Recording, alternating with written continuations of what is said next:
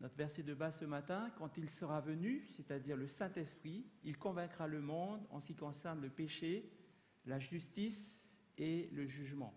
Ce matin, nous allons étudier la parole pour observer ce que Jésus nous a donné comme instruction, ce que Jésus nous a donné comme information pour notre salut et comment le Saint-Esprit participe à cette conviction du péché, de la justice et du jugement.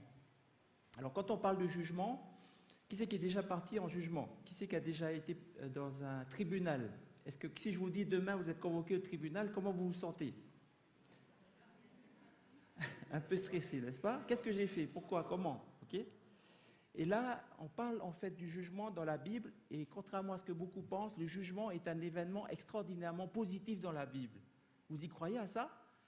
David dit que les cieux se réjouissent, que la terre soit dans l'allégresse, que la mer retentisse avec tout ce qu'elle contient, que la campagne s'égaie avec tout ce qu'elle renferme, que tous les arbres des forêts poussent des cris de joie, car il vient pour juger la terre, il jugera le monde avec justice et les peuples selon sa fidélité. Dieu vient juger le monde et David dit il faut que tout le monde soit content et que tous les cieux se réjouissent, la terre, les arbres, etc.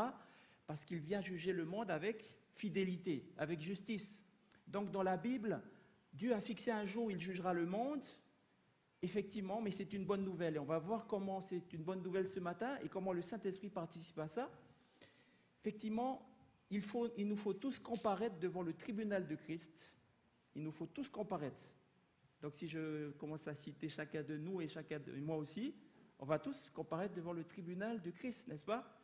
Et on ne peut pas échapper à ça, même si on n'y croit pas, même si Dieu n'a pas de favori, on devra comparaître pour lui. Pourquoi faire? Parce que chacun de nous devra rendre compte à Dieu pour lui-même. La Bible nous révèle que nous avons à comparaître devant le tribunal de Christ pour que Dieu puisse nous faire rendre compte de ce que nous avons fait, de ce que nous faisons de notre vie. Et quand on regarde dans la Bible, on scrute dans la parole, on s'aperçoit qu'il y a effectivement une scène du jugement qui nous est décrite, une vision du jugement par Daniel, dans le chapitre 7 de Daniel.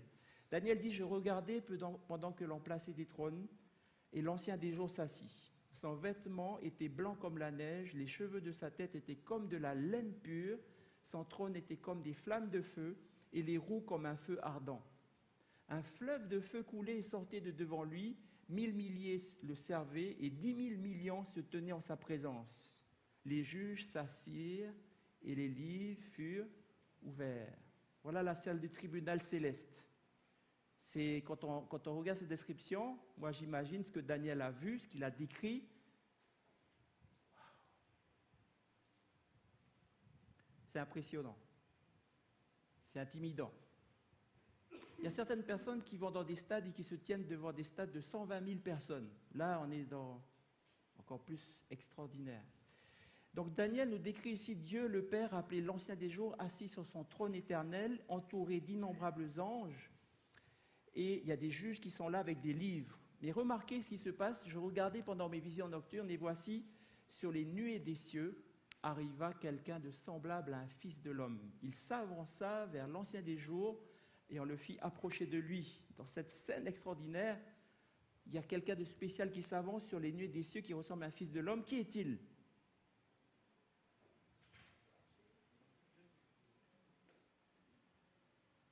Je n'ai pas entendu la réponse.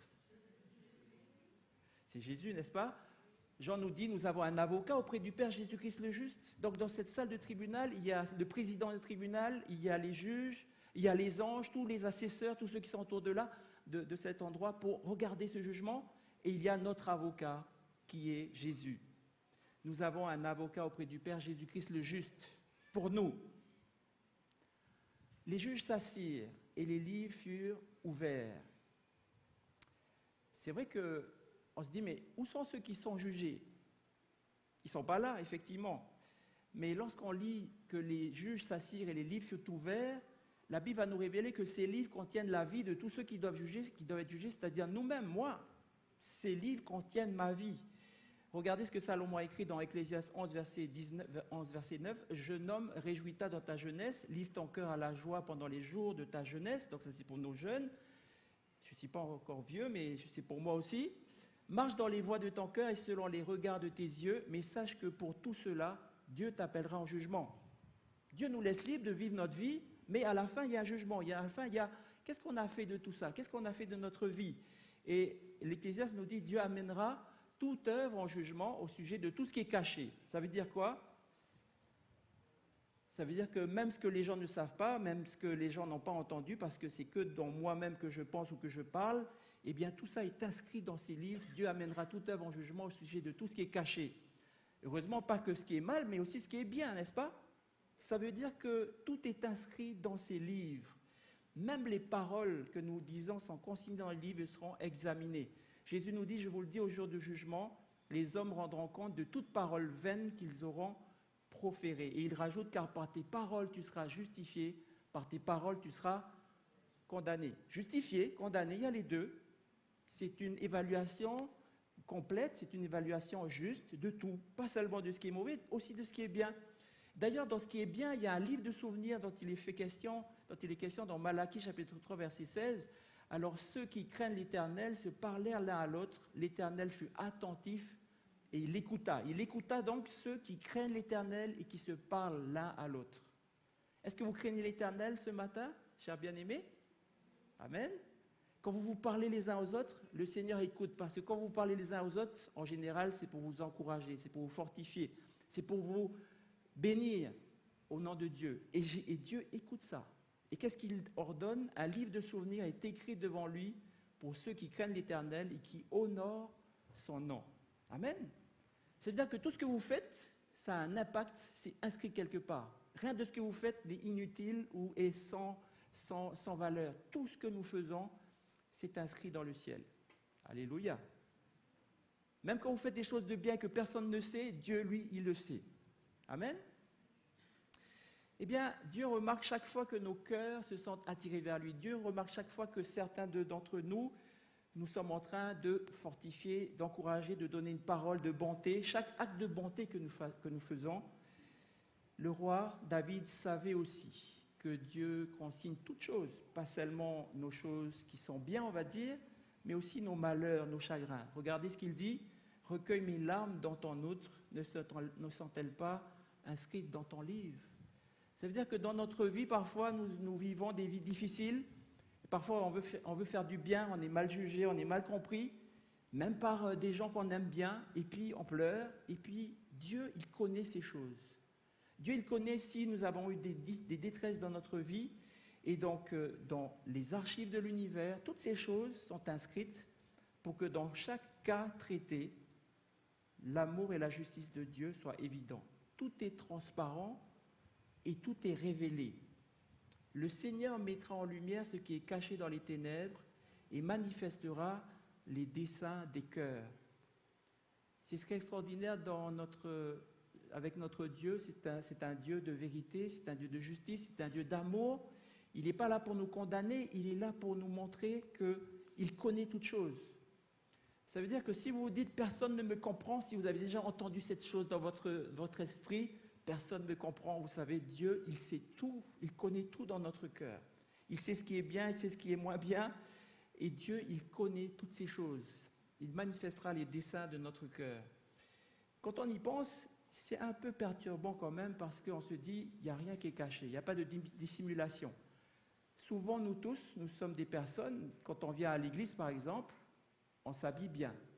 On se donne une apparence qui devrait correspondre à ce qui est attendu. Quand on va dans n'importe quel endroit, au bureau, à l'école, etc., on a toujours quelque chose pour que tout le monde nous regarde en disant « Ah, ça va ». C'est normal, hein? On a une attitude, un comportement qui correspond à ce qu'on attend de nous. Mais Dieu, lui, il voit exactement le secret du cœur. Et quand on dit « Dieu voit le secret du cœur », ce n'est pas un Dieu qui est là pour nous condamner. C'est un Dieu qui est là pour voir est-ce qu'il y a quelque chose dans notre cœur qui nous empêche d'être heureux, qui nous empêche de faire sa volonté, qui nous empêche d'avoir une bonne relation, qui nous empêche d'être sur la voie de la justice. Et le Seigneur, il voit toutes ces choses.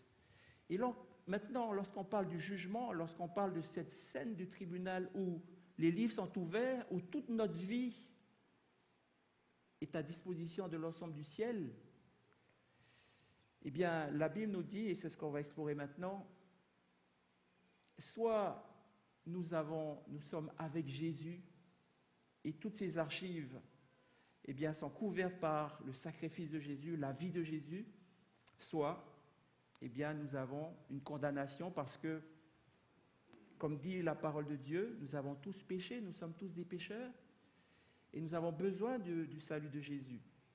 Ce n'est pas ce que nous professons qui fait la différence, c'est ce que nous sommes et c'est ce que nous faisons.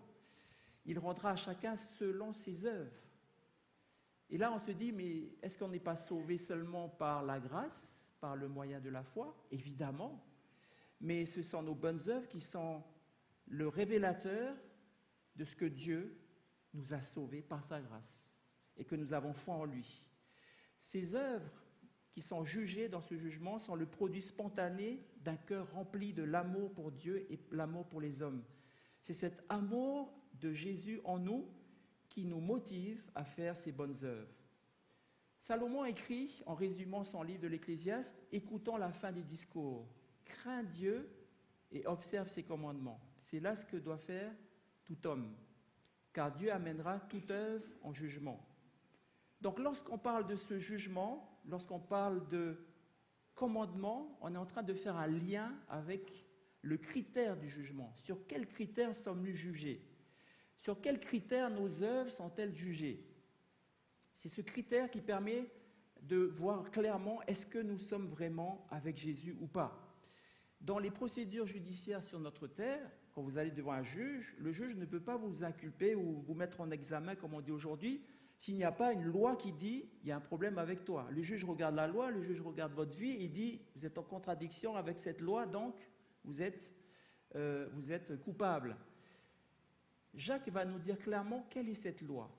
Jacques nous dit « parlez et agissez comme devant être jugés par une loi de liberté ». La loi de liberté, elle se trouve dans les 10 commandements parce que quand Dieu délivre son peuple d'Israël de l'Égypte, il l'amène sur la montagne du Sinaï et il dit « je suis celui qui vous a délivré, je suis celui qui vous a rendu libre ». Et c'est pour ça maintenant que vous allez marcher selon ces 10 paroles. Jacques va dire clairement, cette loi-là, en effet, celui qui a dit « tu ne commettras pas d'adultère » a aussi dit « tu ne tueras point ». Jacques est en train de citer cette loi de liberté comme étant celle des 10 commandements. C'est la loi des 10 commandements qui fait le critère du jugement des êtres humains. Le jugement, en fait, va déterminer simplement de quel côté nous nous trouvons dans le grand conflit entre Christ et Satan. Est-ce que nous sommes du côté de Christ? Est-ce que nous sommes du côté de l'ennemi de Dieu? Est-ce que si nous sommes à Christ, nous lui avons permis de vivre sa vie en nous? Est-ce que dans notre cheminement de vie, nous avons manifesté un amour suprême pour Dieu et pour sa volonté exprimée dans les 10 commandements? Est-ce notre désir de suivre sa volonté par la force que Dieu nous donne? Est-ce que Dieu a écrit sa loi dans notre cœur? Il ne suffit pas d'être déclaré juste maintenant, nous devons lui rester fidèles jusqu'à son retour. Il ne suffit pas de dire « je suis un disciple de Jésus », nous devons garder en nous ce fait que Jésus va travailler pour que c'est sa vie qui va se réaliser en nous, c'est sa vie parfaite d'obéissance et de fidélité de Jésus de se réaliser en nous. Jésus nous dit « ceux qui me disent « Seigneur, Seigneur » n'entreront pas tous dans le royaume des cieux, mais seulement celui qui fait la volonté de mon Père qui est dans les cieux. » Donc toute la grande controverse entre le bien et le mal, entre Christ et Satan, concerne le caractère d'amour de Dieu. Et faire la volonté de Dieu, c'est de respecter ses commandements qui transcrivent le caractère de Dieu, qui expriment son caractère d'amour. C'est s'aligner sur sa loi. Jean nous dit de manière très sévère, si nous gardons ses commandements, par là, nous savons que nous l'avons connu. Celui qui dit « je l'ai connu » et qui ne garde pas ses commandements est un menteur. La vérité n'est pas en lui. Mais celui qui garde sa parole par amour, parce qu'il aime Dieu, l'amour de Dieu est véritablement parfait en lui. Par là, nous savons que nous sommes en lui. Celui qui dit qu'il demeure en lui doit marcher aussi comme il a marché lui-même. Et plus loin, l'apôtre Jean va préciser encore, parce que quand on aime Dieu, on garde ses commandements, c'est ce qui vient d'être dit. Quand on garde ses commandements, l'amour de Dieu est parfait en nous, véritablement. Et il va faire une petite application réelle entre nous. Celui qui aime son frère demeure dans la lumière, et aucune occasion de chute n'est en lui, mais celui qui est son frère est dans les ténèbres, il marche dans les ténèbres, et il ne sait où il va parce que les ténèbres ont aveuglé ses yeux. Donc c'est une vie intégrée, c'est une vie où l'Esprit de Dieu, c'est une vie où Dieu, nous avons reçu son salut, et nous marchons comme Jésus a marché. Et marcher comme Jésus a marché, c'est faire toute la volonté de Dieu. C'est sanctifier ses commandements, c'est garder ses commandements, et c'est aimer nos frères, nos sœurs, tous ceux qui sont autour de nous, comme Jésus nous a aimés. Voilà le critère du jugement. Le fait le plus étonnant, c'est que ce jugement est en cours. Alors, nous n'allons pas étudier toute la théologie de ce jugement qui est en cours, nous allons juste rappeler les grandes lignes. D'après l'Apocalypse, le jugement est en cours en ce moment même. Dans Apocalypse 14, verset 6, je vis un autre messager, un ange qui volait au milieu du ciel. Il avait un évangile éternel pour l'annoncer aux habitants de la terre, à toute nation, à toute tribu, à toute langue, à tout peuple. Et il disait d'une voix forte, craignez Dieu, donnez-lui gloire, car l'heure de son jugement est venue. Son jugement est en cours. Et il dit, adorez celui qui a fait le ciel, la terre, la mer et les sources d'eau. L'heure de son jugement est venue. Et qu'est-ce qui va arriver après le jugement? Je regardais, voici, il y avait une nuée blanche. Sur la nuée était assis quelqu'un qui ressemblait à un fils d'homme. C'est Daniel 7. Et d'ailleurs, ça c'est l'avocat, c'est Jésus sur les nuées des cieux, qui est là pour nous. Et tout de suite après, celui qui avait sur sa tête une couronne d'or, dans sa main une faucille tranchante, un ange lui dit, lance ta faucille et moissonne, car l'heure de moissonner est venue, la moisson de la terre est mûre. Donc le jugement en cours dans le ciel, c'est pour nous dire que Jésus est pour nous dans le ciel maintenant. Et quand ce jugement va se finir, c'est Jésus qui descend moissonner la terre. Est-ce que vous voulez que Jésus vienne moissonner la terre? Oui? Je vois qui sourit, d'autres qui sourient moins. Quand je vois autour de nous toutes les détresses de cette terre, quand je vois au-dedans de moi combien je suis pécheur, combien tous les jours de ma vie j'ai du mal à faire la volonté de Dieu, j'ai besoin, je vous dis clairement, j'aimerais que Jésus vienne nous chercher. J'aimerais que Jésus termine ce jugement pour nous et que tout le monde bénéficie de sa grâce et qu'enfin Jésus descende nous chercher. Dans Daniel chapitre 8, verset 14, en continuité de Daniel 7, il y a cette prophétie que nous n'allons pas étudier en détail. 2300 soirs et matins, puis le sanctuaire sera purifié. C'est une vision qui se rapporte à des temps éloignés, au temps de la fin. Et vous êtes des adventistes, vous connaissez cette prophétie des 2300 années dans lesquelles on voit qu'au début, Jésus est envoyé par Dieu pour le peuple d'Israël, 70 semaines, et après, quand Jésus remonte et que son Église prend le relais, c'est la prédication au monde entier, mais à partir de la fin des 2300 années, qui sont fixées historiquement en 1844, à partir de 1844, c'est la scène où Jésus est dans le tribunal, sur les nuées des cieux, notre avocat. Et quand le jugement est fini, là, il descend pour nous chercher. Depuis 1844, nous sommes dans ce jugement. Quelle est la signification de ce jugement, de cette purification du sanctuaire? Eh bien, je vais être très rapide et résumer cela pour nous.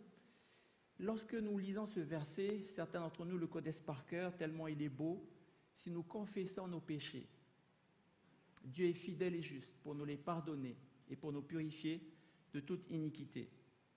La purification du sanctuaire à l'époque d'Israël, c'était que tous les jours, pendant toute l'année, lorsqu'on avait péché, on venait demander pardon à Dieu à travers le sacrifice d'un animal qui préfigurait le Messie, et on obtenait ce pardon. Mais à la fin de l'année, il y avait le jour des expiations. Et aussi bien que le verset nous dit que Dieu est juste pour nous pardonner, il est aussi juste et fidèle pour nous purifier de toute iniquité. Il y a deux choses différentes. Si vous êtes là, vous faites du mal à quelqu'un, et après vous demandez pardon, la personne vous dit « Ok, je te pardonne ». Vous continuez. À quoi cela sert-il?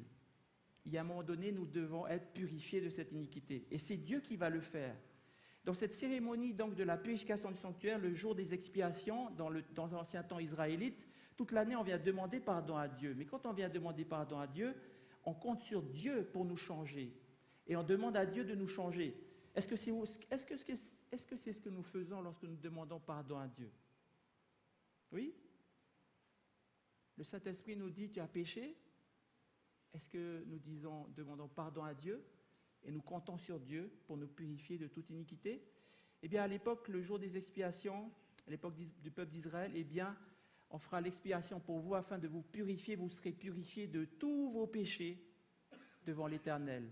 Donc, ce jour préfigure le moment, la fin, le moment de la purification du sanctuaire à partir de 1844. Nous sommes dans ce temps-là où Dieu est là pour nous purifier de toutes nos iniquités. Si je vous demandais de réfléchir 30 secondes, est-ce qu'il y a encore quelques iniquités dans ma vie, dans notre vie, dans votre vie?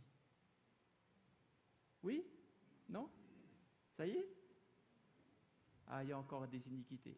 Dans la mienne, dans la vôtre, dans la nôtre. Et Jésus est fidèle, Dieu est fidèle et juste. Il est là pour nous purifier de ces choses-là. Nous sommes dans ce temps du jugement. Nous avons un souverain sacrificateur qui s'est assis à la droite du trône de la majesté divine dans les cieux comme ministre du sanctuaire et véritable tabernacle qui a été dressé par le Seigneur et non par un homme. Christ est venu comme souverain sacrificateur. Il est entré une fois pour toutes dans le lieu très saint avec son propre sang. Il a obtenu une rédemption éternelle. Le sang de Jésus, c'est celui qu'il a versé à la croix. Lorsque nous demandons pardon, parce que Jésus est mort pour nous, parce qu'il a versé son sang, parce qu'il a donné sa vie, nous sommes pardonnés.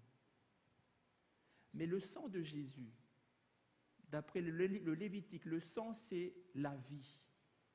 C'est aussi la vie de Jésus qui doit être déversée dans notre vie.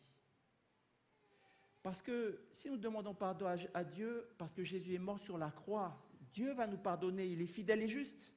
Mais Dieu veut aussi nous purifier, et cette purification, on ne pourra pas le faire nous-mêmes. C'est la vie de Jésus en nous qui va le faire. C'est ça que Jésus prépare à travers ce ministère du sanctuaire céleste. Christ n'est pas entré dans un sanctuaire fait de main d'homme en imitation du véritable, mais il est entré dans le ciel même afin de comparaître maintenant pour nous devant la face de Dieu. C'est pour cela qu'il peut sauver parfaitement ceux qui s'approchent de Dieu, par lui étant toujours vivant pour intercéder en leur faveur. Maintenant, on va essayer de comprendre comment ça se passe. Le trône, les juges, les livres, les anges, et nous tous, nous comparaissons devant le tribunal de Christ. Le tribunal de Christ, ça veut dire c'est Christ qui est le juge, mais là, c'est le Christ qui est l'avocat. C'est lui qui est là pour nous. Il est là pour nous, pour intercéder en notre faveur. Jésus dit une seule chose. Jésus dit, c'est pourquoi quiconque se déclarera publiquement pour moi, je me déclarerai moi aussi pour lui devant mon Père qui est dans les cieux. Jésus se tient devant le tribunal céleste, sur les nuées des cieux, à côté de son Père, devant les juges, devant les livres qui sont ouverts, devant les myriades d'anges.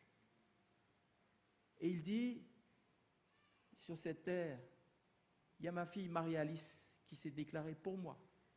Alors moi, je suis pour elle. Alors mon sang couvre tous ses péchés. Et par ma vie, par mon sang va être reproduit dans son caractère. Elle sera prête pour monter au ciel. Amen. Est-ce que vous voulez aussi que Jésus dise ça de vous? Amen.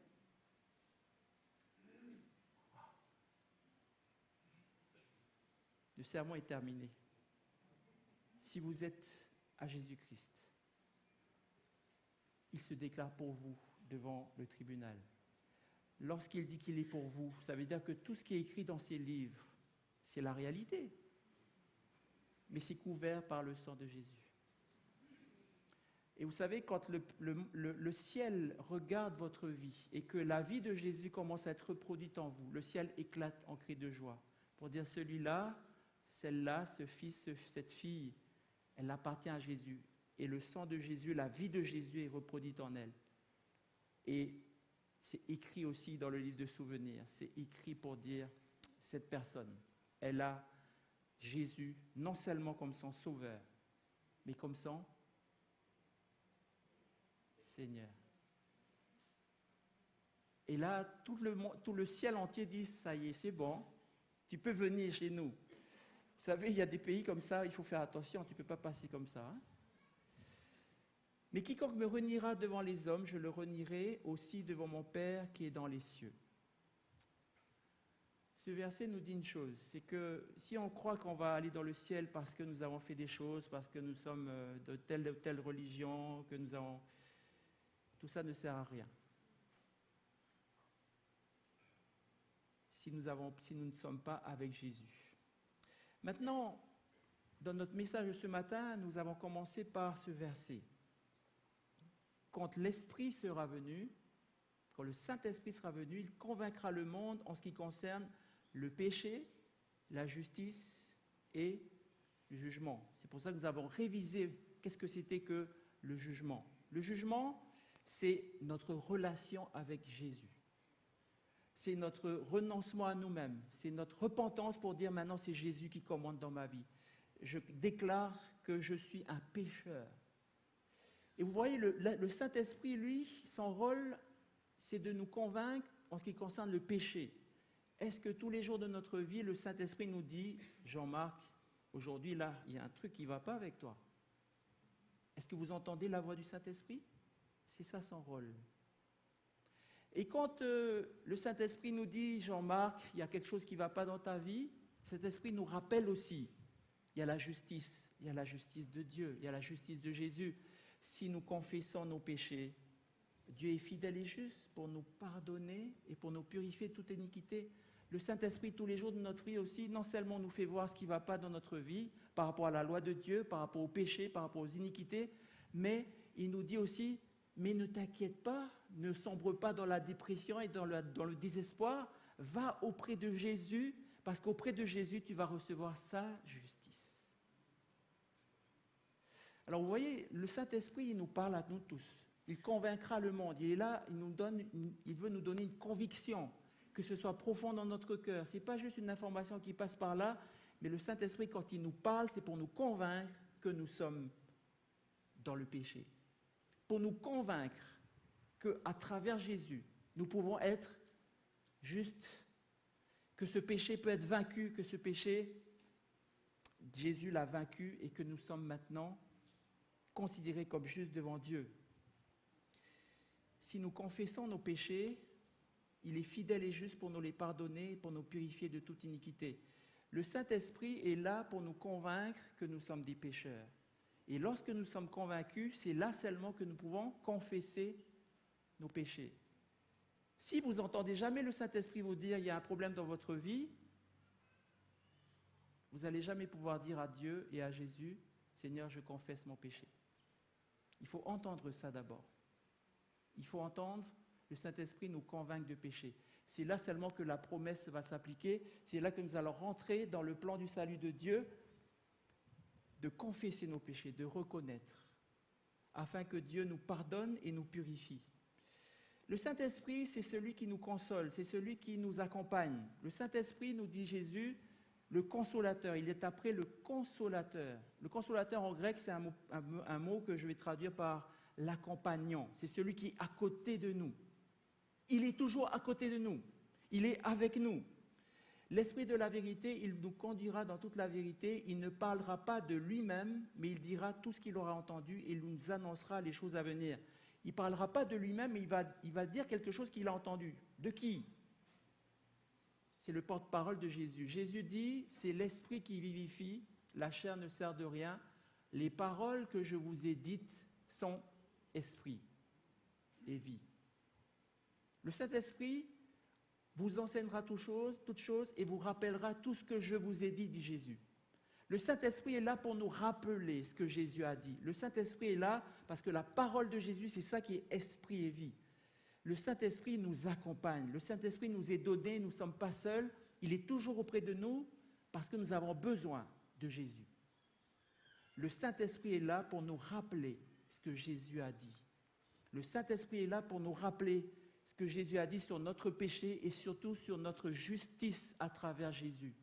Le Saint-Esprit est là pour nous dire, il y a des choses à corriger, mais c'est moi, Jésus, qui va le faire. Écoute ma parole, écoute ce que j'ai dit. À travers le Saint-Esprit nous rappelle ces choses. Et pour qu'on n'oublie pas, ça a été mis dans les Écritures. Le Saint-Esprit, c'est celui qui a inspiré les Écritures. Aucune prophétie de l'Écriture ne peut être un objet d'interprétation particulière. C'est poussé par le Saint-Esprit que des hommes ont parlé de la part de Dieu. Tout ce que vous lisez dans la Bible chaque matin, chaque jour, chaque sabbat, c'est la parole de Jésus. Et ces choses-là ont été inspirées par qui? Par le Saint-Esprit. Le Saint-Esprit a inspiré les hommes à parler de la part de Dieu, qui ont mis ça dans l'Écriture. Toute Écriture est inspirée de Dieu. Le mot inspiré, ça veut dire, in spirit, ça veut dire, c'est le Saint-Esprit qui a fait ça. OK? Alors ça vous a l'air très basique tout ce que je vous dis. Peut-être vous savez déjà ça depuis longtemps. Mais c'est important de réviser ces choses. Le Saint-Esprit nous accompagne pour que Jésus accomplisse son salut en nous. On ne peut pas être sauvé si on ne va pas confesser nos péchés et recevoir la justice de Dieu. Le Saint-Esprit nous accompagne à travers la parole de Jésus, qui est aussi conservée par écrit dans la Bible. Et qu'est-ce qui se passe quand on écoute la parole de Jésus? Jésus nous dit, si vous m'aimez, gardez mes commandements. Et moi, je prierai le Père, il vous donnera un autre consolateur, afin qu'il demeure éternellement avec vous, l'Esprit de vérité. Jésus va dire quelque chose. Si vous voulez avoir le Saint-Esprit, si vous voulez que je prie le Père pour avoir le Saint-Esprit, gardez mes commandements. Et gardez mes commandements que si vous m'aimez. Si vous gardez les commandements pour autre chose, ce n'est pas la peine. Mais si vous m'aimez, si vous avez compris que je suis votre sauveur, celui qui a tout donné pour vous, si vous m'aimez, alors gardez mes commandements, suivez mon chemin, et moi je vais vous donner ce Saint-Esprit. Et ce Saint-Esprit va toujours être à côté de vous, toujours jusqu'à la fin. Vous savez ce que ça veut dire? Ça veut dire que le jour où vous avez dit oui à Jésus, ce jour-là vous avez dit Seigneur, maintenant je te suis, et ça se fait à travers la cérémonie du baptême, le symbole du baptême. Le jour où vous avez dit ça, c'est pour ça qu'il vous est promis que le Saint-Esprit vient à notre baptême, parce qu'on a promis à Jésus de le suivre, de suivre ses commandements, de suivre toute sa voie, de suivre ses instructions. Et là, le Saint-Esprit nous est donné pour nous accompagner dans cette voie-là, dans ce chemin d'obéissance. Les apôtres, lorsqu'ils ont prêché à leur époque, ils ont été convoqués devant le Sanhédrin, et voilà ce qu'ils ont dit. Nous sommes témoins de ces choses, de ce que nous avons rendu témoignage à Jésus, de même que le Saint-Esprit que Dieu a donné à ceux qui lui...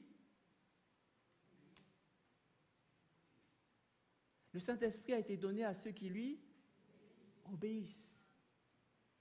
Quand on reçoit la grâce de Jésus, quand on reçoit son pardon, quand on demande à Jésus de purifier notre vie, ça se traduit par l'obéissance. Et c'est pour ça que le Saint-Esprit nous accompagne pour garder cette obéissance. C'est pour ça que le Saint-Esprit nous accompagne parce que nous avons commencé à obéir à Dieu. Le Saint-Esprit est là, et il nous est donné à ceux qui lui obéissent. Et dans le contexte des apôtres, le Saint-Esprit va agir dans l'Église. Je reviens avec les apôtres, mais on va refaire une révision. À chacun, la manifestation de l'Esprit est donnée pour l'utilité commune. C'est le rôle du Saint-Esprit maintenant, pas seulement dans ma vie, dans votre vie, dans la vie de l'Église. À chacun, la manifestation de l'Esprit est donnée pour l'utilité commune. Un seul et même Esprit opère toutes ces choses, les distribuant à chacun en particulier, comme le comité de nomination l'a dit.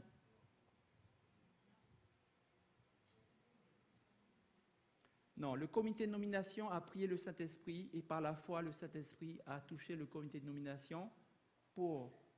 D'accord? Mais c'est le Saint-Esprit qui choisit et qui distribue à chacun en particulier comme il veut. Et là, j'aimerais parler de quelque chose qui est répandu dans le monde chrétien. Le Saint-Esprit est une puissance, n'est-ce pas? C'est vrai? Le Saint-Esprit est une puissance? Non, le Saint-Esprit est la troisième personne de la divinité. Vous recevrez une puissance, le Saint-Esprit survenant sur vous, dans les traductions modernes. Lorsque le Saint-Esprit surviendra sur vous, vous recevrez une puissance. Et Ellen White, nous avons déjà vu ça au début octobre, nous avons prêché là-dessus. La puissance que le Saint-Esprit va nous donner, c'est l'amour de Dieu. Donc, c'est le Saint-Esprit qui décide comme il veut. C'est lui qui distribue à chacun. Lorsque le Saint-Esprit vous donne un don pour l'utilité commune, alors le comité de nomination voit ça et dit « je vous donne en nomme et on valide officiellement devant tout le monde, c'est ça votre rôle dans l'Église ».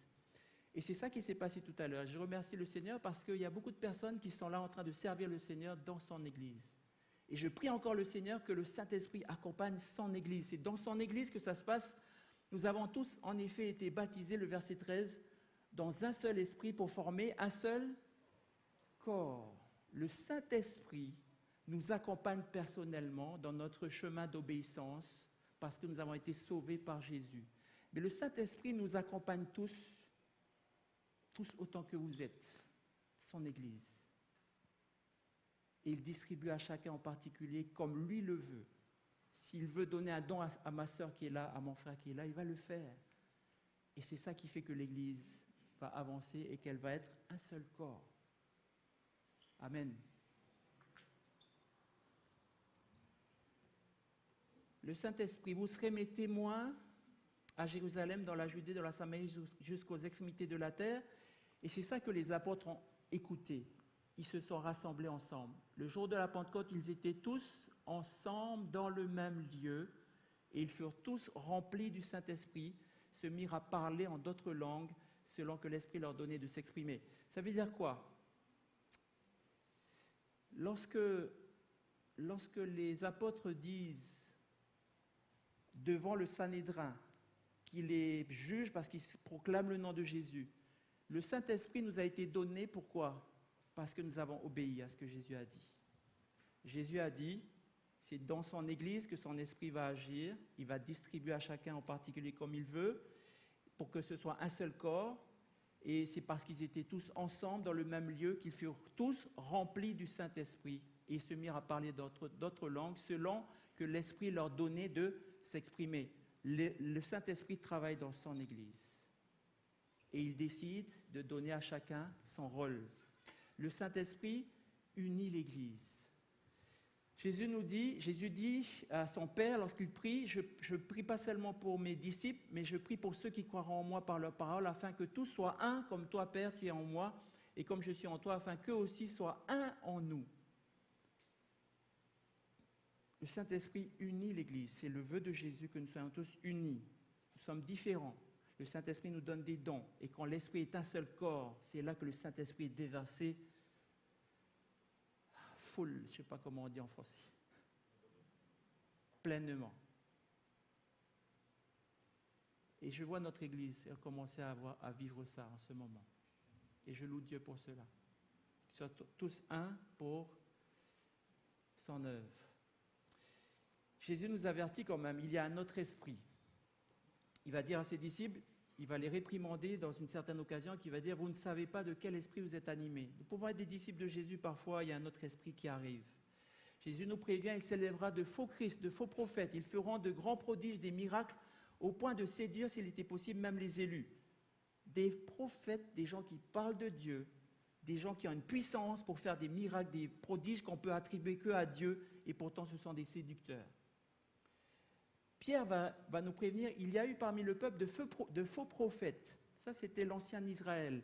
Il y aura aussi de même parmi vous de faux enseignants qui introduiront des sectes pernicieuses, des choses qui vont séparer l'Église, diviser l'Église.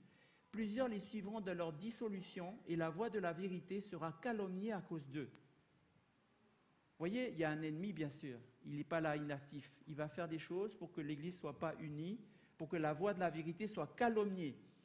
Et c'est pour ça qu'il y a des procédures que Paul va mettre dans 1 Corinthiens 14, il va parler du don des langues, et ici il va parler des prophètes. Il va dire que s'il y a des prophètes dans l'Église, qu'ils se lèvent, 2 ou 3 parlent, et que les autres jugent. Ou en d'autres mots, que les autres évaluent. Si quelqu'un dit « Dieu m'a parlé », voilà le message que Dieu a donné à son peuple, eh bien, il doit venir devant l'Église et tout le monde doit évaluer si ça vient de Dieu. Parce qu'il y a l'Esprit de Dieu, il peut y avoir un autre esprit. Plusieurs me diront ce jour-là, « Seigneur, Seigneur, n'avons-nous pas prophétisé par ton nom ?» Au jour du jugement, « Seigneur, Seigneur, n'avons-nous pas prophétisé par ton nom? N'avons-nous pas chassé des démons par ton nom? N'avons-nous pas fait beaucoup de miracles par ton nom ?» Alors Jésus leur dira ouvertement, « Je ne vous ai jamais connus, il n'y a jamais eu de relation entre nous. Retirez-vous de moi, vous qui commettez l'iniquité. » Qu'est-ce que c'est l'iniquité? En grec, c'est anomia, qui veut dire sans la loi. Mes frères et sœurs, notre message de ce matin, c'est pour nous dire, que le Saint-Esprit nous a été donné pour nous accompagner jusqu'à la cité céleste. Le Saint-Esprit unit son Église. Le Saint-Esprit nous convainc de péché pour qu'on devienne juste avec Jésus, pour qu'on soit sanctifié, qu'on soit purifié. Et le Saint-Esprit a inspiré la Bible. Le Saint-Esprit rappelle les paroles de Jésus.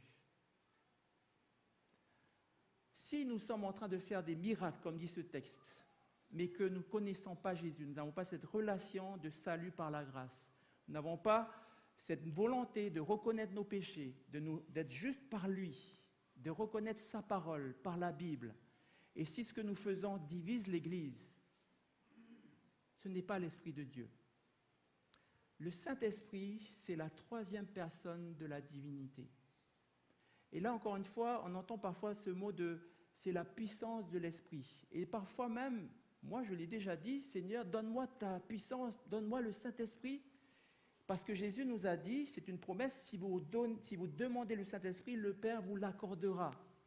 Mais lorsque le Saint-Esprit nous est accordé, ce n'est pas juste une puissance, ce n'est pas un fichier ou ce n'est pas une vidéo YouTube. C'est la troisième personne de la divinité. N'attristez pas le Saint-Esprit, ça veut dire que c'est lui qui a la manœuvre. On ne peut pas le manipuler. C'est lui qui va nous dire, Jean-Marc, tu as une iniquité à corriger. C'est lui qui va nous dire, Jean-Marc, va avec Jésus, confesse ton péché, sois pardonné, et il va te purifier. C'est lui, le Saint-Esprit, qui nous dit. Ce n'est pas juste un message qui a été répété par des gens, par un prédicateur comme moi, ce n'est pas ça. Le Saint-Esprit, c'est une personne qui est à côté de nous, à côté de chacun de nous. Et il nous parle. Il nous parle. Il nous rappelle les paroles de Jésus. Ça veut dire qu'on ne peut pas dire, Seigneur, le Saint-Esprit, le Saint-Esprit, le Saint-Esprit. Le Saint-Esprit, il est juste là, c'est une personne. Il est invisible. Mais on ne dit pas n'importe quoi. On ne fait pas n'importe quoi. Le Saint-Esprit, c'est la troisième personne de la divinité. Tout péché et tout blasphème sera pardonné aux hommes, mais le blasphème contre l'Esprit ne sera pas pardonné. Quiconque parlera contre le Fils de l'homme, il lui sera pardonné, mais quiconque parlera contre le Saint-Esprit, il ne sera pardonné ni dans ce siècle, ni dans le siècle à venir. Le Saint-Esprit, merci notre Dieu, notre Père, pour le Saint-Esprit. C'est lui qui nous met en contact avec Jésus. C'est lui qui nous rappelle les promesses de Jésus. C'est lui qui nous sanctifie, qui nous purifie. C'est lui qui unit son Église. Et tout ce qu'on va faire en dehors de ce que le Saint-Esprit nous répète et nous rappelle et nous donne cette puissance de l'amour, on est en train d'attrister le Saint-Esprit. Quand le Saint-Esprit nous parle et que nous avons compris, mais que nous allons dire je ne veux pas écouter que je suis un pécheur, je ne veux pas croire en la justice de Jésus, et je vais faire des choses qui vont nuire à son œuvre dans l'Église, je suis en train d'attrister le Saint-Esprit. Maintenant, n'allons pas faire une étude complète sur ce sujet du péché contre le Saint-Esprit qui est impardonnable. Je vais juste résumer cela. Le Saint-Esprit nous parle, jusqu'à nous on dit, non mais c'est bon, j'ai assez écouté, j'ai assez entendu, et je n'entends plus. Et quand on arrive là, c'est là qu'il n'y a plus de pardon. Parce que c'est le Saint-Esprit qui nous dit qu'il y a un péché, qu'il nous faut demander pardon. Si on n'écoute plus le Saint-Esprit, si on n'a plus si on est sourd au Saint-Esprit, ça veut dire qu'on ne peut plus demander pardon. On n'a plus compris. Le Saint-Esprit ne peut plus nous dire que nous avons péché. Je reviens à notre verset de base. Quand le Saint-Esprit sera venu, il convaincra le monde en ce qui concerne le péché, la justice et le jugement. Le Saint-Esprit, quand nous sommes touchés par Dieu, nous sentons que nous sommes des pécheurs. C'est là que le Saint-Esprit est réel. Ça commence par là.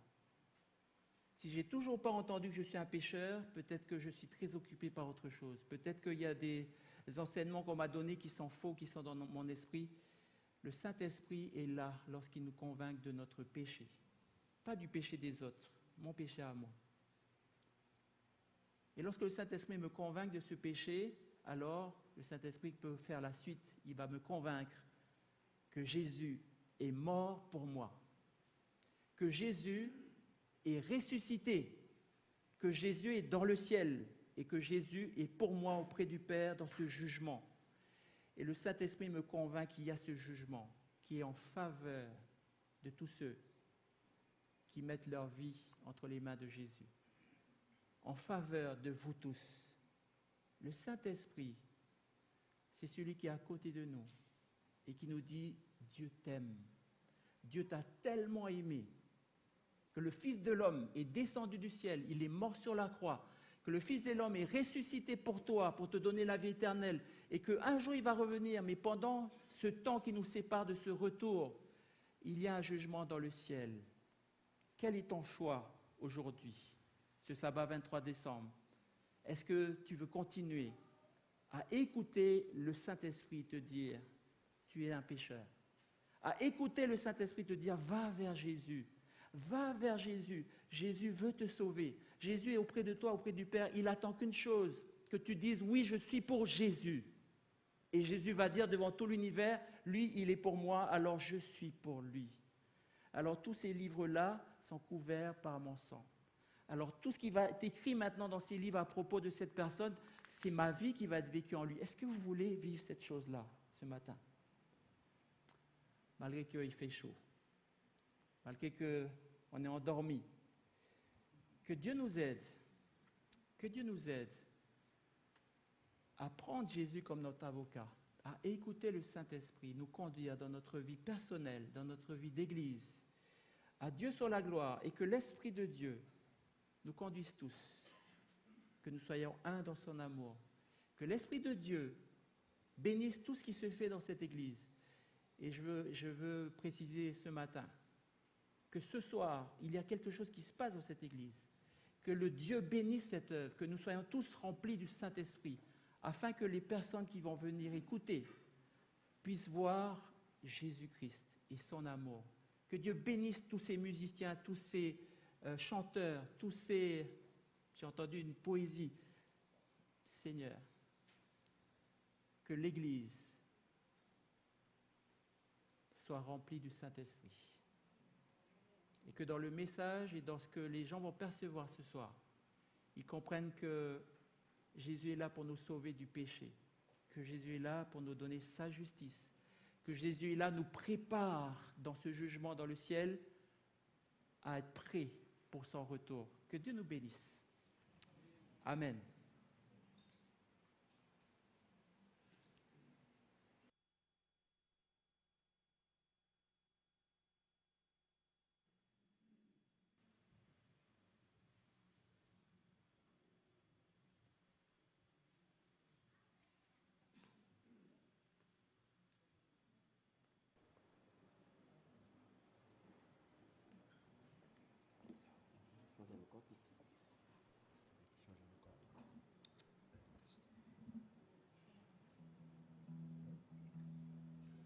Je vous invite à vous lever. Nous allons entonner ensemble le cantique 131.